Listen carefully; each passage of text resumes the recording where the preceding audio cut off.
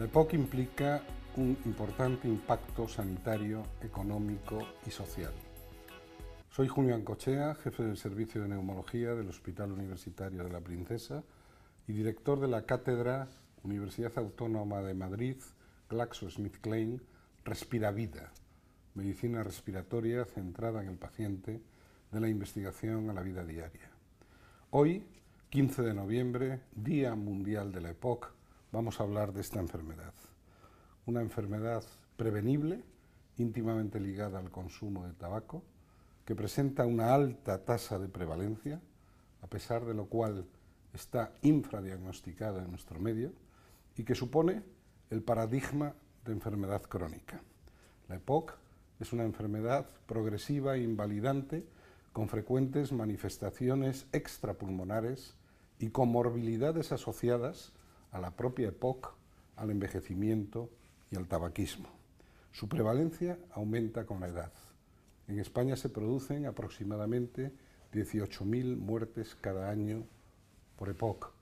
La EPOC mata, pero mata lentamente. Un aspecto importante de la EPOC es efectivamente la importante repercusión sanitaria, económica y social que implica. Supone un elevado consumo de recursos. De hecho, la EPOC consume el 2% del presupuesto de la sanidad pública española y supone un gasto que alcanza los 3.000 millones al año, lo que representa el 0,2% de nuestro Producto Interior Bruto. La partida más importante corresponde a los gastos derivados de la hospitalización.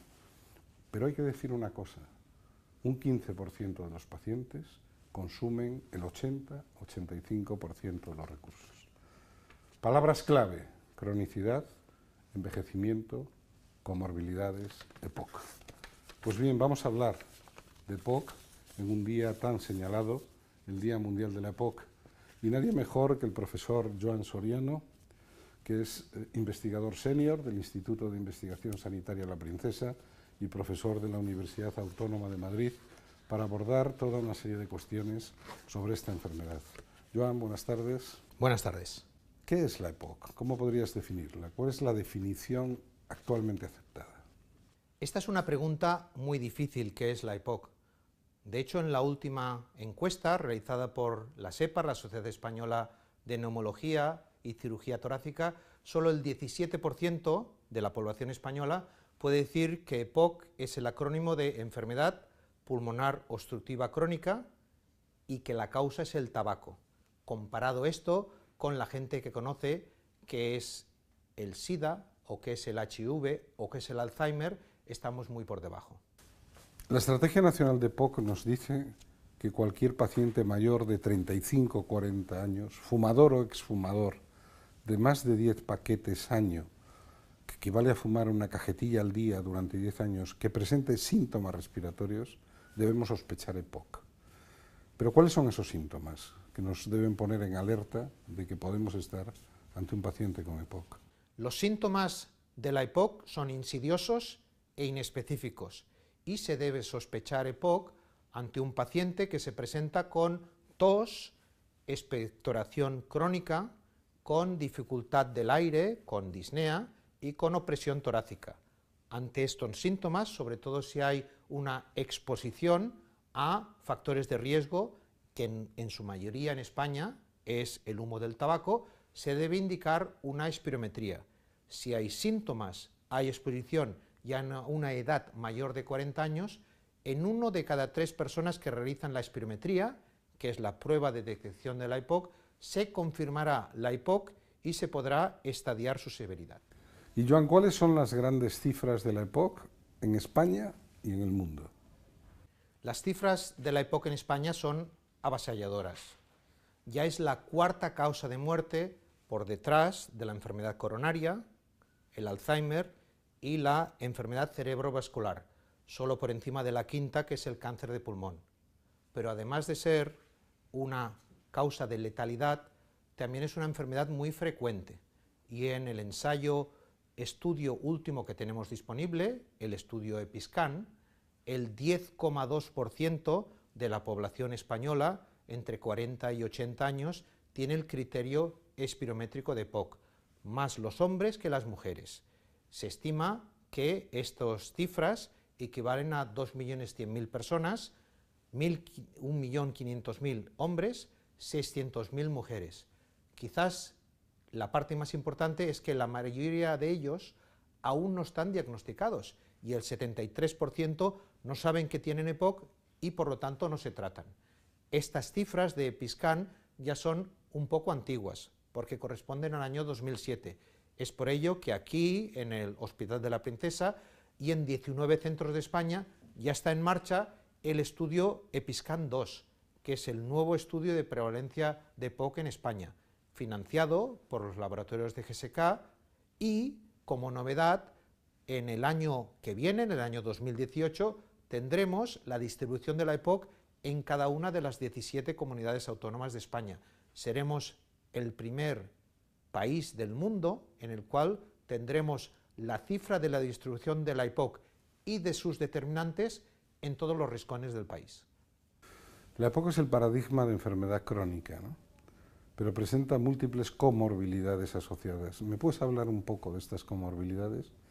Y si es posible también distinguir por género, ¿no?, las comorbilidades en el varón y en la mujer. Las comorbilidades en EPOC es un tema de investigación apasionante. Se suele decir que los pulmones es el órgano humano más resiliente, es el más resistente al humo del tabaco. Un paciente con EPOC lleva toda la vida fumando. Sin embargo, a los 30 o 40 años no ha desarrollado una leucemia, a los 50 años no ha muerto por un infarto de miocardio y a los 60 o 70 años no ha desarrollado algún tipo de cáncer asociado con el envejecimiento o con el tabaco. De hecho, se dice que los pacientes con EPOC no mueren de EPOC, sino que mueren con EPOC porque son muy resistentes. Y es el paradigma del enfermo crónico. Respecto a la pregunta del sexo y la EPOC, o el género y el EPOC, también es un tema de debate científico, porque se suele decir que la mujer, sobre todo después de la menopausia, tiene un riesgo incrementado de desarrollar EPOC o, por ejemplo, de desarrollar cáncer de pulmón después de fumar la misma cantidad de paquetes o de cigarrillos que un hombre, probablemente por la ausencia de protección de los estrógenos después de la menopausia. Y incluso hay estrategias para identificar la EPOC en la mujer o tratar la EPOC en la mujer diferente de los hombres. Ese binomio indisoluble, EPOC y tabaco. Hablemos del tabaco de la EPOC en España. Parece que fumamos menos, pero parece que nuestros jóvenes se incorporan precozmente al consumo de tabaco y quizás esto nos preocupe más incluso en las chicas que en los chicos. El tabaco es algo sobre el cual no podemos bajar la guardia, porque aún es un problema de salud de primera magnitud en España. Se estima que más de 10 millones de españoles fuman a diario.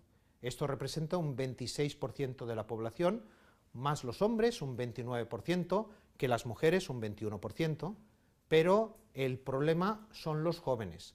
Respecto a los adolescentes, ya fuman más las chicas, un 18%, que los chicos, un 17%, pero en particular los niños de 10 a 15 años ya fuman más las niñas, un 4%, que los niños, un 2%. La clave en el tabaco siempre es impedir la primera calada, el primer cigarrillo. Y yo creo que las dos leyes antitabaco de las que disponemos en España, que han sido muy buenas, la 28/2005 y la 42/2010, que impidieron que se pudiera fumar en los bares, en los lugares de trabajo y protegían al no fumador, al tabaquismo pasivo. Yo creo que han sido muy buenas, pero nunca hemos de bajar la guardia. Se han de seguir implementando y sobre todo con las nuevas evidencias que tenemos de el tabaquismo de tercera mano, aquel que una vez que hay un fumador pues se queda sobre los muebles o en la ropa o dentro del coche y los niños pueden absorberlo directamente sobre la piel o tocarse y llevárselo a la boca e ingerirlo, o incluso el tabaquismo de cuarta mano, que es el tabaquismo asociado a las colillas. En las colillas se concentran más de 2000 sustancias químicas en el filtro del cigarrillo, y hay más de 10 billones de colillas generadas en el mundo cada año, lo cual contamina bosques enteros y océanos enteros, y esto hace una mala salud planetaria. Entonces, todo este concepto, desde el tabaquismo primario del fumador activo hasta el tabaquismo de cuarta mano de las colillas, es algo que entre todos no podemos y no debemos esperar a que el Ministerio o los agentes de salud nos los obliguen. Podemos ya incidir de manera individual y activamente. Joan, tú colideras con Esteban Fernández un proyecto europeo realmente atractivo, el TAX-SH, ¿no? Un proyecto de Horizonte 2020, sobre tabaquismo pasivo y cigarrillo electrónico. Este es un tema de especial actualidad. Me gustaría conocer tu opinión. El cigarrillo electrónico es una nueva estrategia de las industrias tabacaleras para diverger la industria del tabaco. Por ejemplo, hace apenas 2 semanas ha surgido una nueva fundación, la Fundación para un Mundo Libre de Tabaco, la cual su objetivo es eliminar el tabaco antes del año 2050. Este es un objetivo muy loable. El problema es que detrás de esta Fundación para un Mundo Libre de Tabaco, el único financiador es Philip Morris. Y Philip Morris es la industria del tabaco más potente, que genera marcas como Philip Morris o Chesterfield. Y es algo que confunde a los investigadores y al público. Hoy, 15 de noviembre, es el Día Mundial de la EPOC. ¿Qué mensaje, con motivo de este día, querrías transmitir a la población general, a los medios de comunicación, a la sociedad, a la comunidad científica? La OMS y la iniciativa Gold nos recuerdan hoy miércoles que es el Día Mundial de la EPOC, y en particular el lema de este año es las múltiples caras de la EPOC, sobre todo porque la EPOC se está diversificando. El fenotipo de la EPOC, cuando yo era estudiante de medicina, en la facultad nos decían: piensa en EPOC cuando tengas esta tríada: hombre, mayor de 65 años y fumador. Pues bien, actualmente la EPOC se está feminizando, y en muchos servicios de neumología o de medicina interna las mujeres ya son igual o mayoría. También la EPOC se está rejuveneciendo, y la mitad de los pacientes con EPOC en España ya tienen menos de 65 años, con lo cual aún están en edad laboral. Pero además está el problema del tabaco. En España, más del 80% de la EPOC está asociada al tabaco, pero en Asia, o sobre todo en África, mucha parte de la EPOC está relacionada con otras exposiciones. La clave también es la cara de la EPOC. Estas múltiples caras ya no son solo el enfisema o la bronquitis crónica, lo que nos hablaban antiguamente de el soplador rosado o el abotargado azul. Ya existen diferentes fenotipos de la EPOC asociado a enfermedad metabólica, a osteoporosis, a cáncer y a otros, que hacen que el tratamiento de la EPOC pueda ser y llegue a ser más personalizado. La verdad es que nos queda mucho camino por recorrer, ¿no? Todavía no se ha democratizado del todo la espirometría de calidad en los centros de atención primaria. La enfermería quizás no ha asumido el papel que le corresponde en la prevención, diagnóstico, seguimiento y plan de cuidados integral del paciente con EPOC. Tenemos que trabajar en la gestión integral por procesos, los procesos asistenciales integrados, tanto de la EPOC estable como de la EPOC exacerbada, lo que implica una continuidad de cuidados, una coordinación entre atención primaria y atención especializada que es mejorable. Tenemos que potenciar la atención a domicilio y la aplicación de nuevas tecnologías, incluida la telemedicina en un subgrupo concreto de pacientes. Tenemos que potenciar la colaboración público con las empresas privadas y poner énfasis en lo social sociosanitarios. Tenemos que promover la innovación e investigación en la ingestión integral del paciente respiratorio crónico.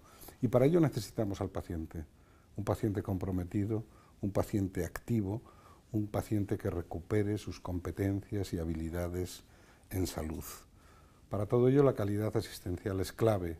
Tenemos GSPOC, lo has dicho, tenemos la estrategia GOLD, pero tenemos que establecer indicadores, tenemos que medir, eso te gusta a ti, medir, medir y medir.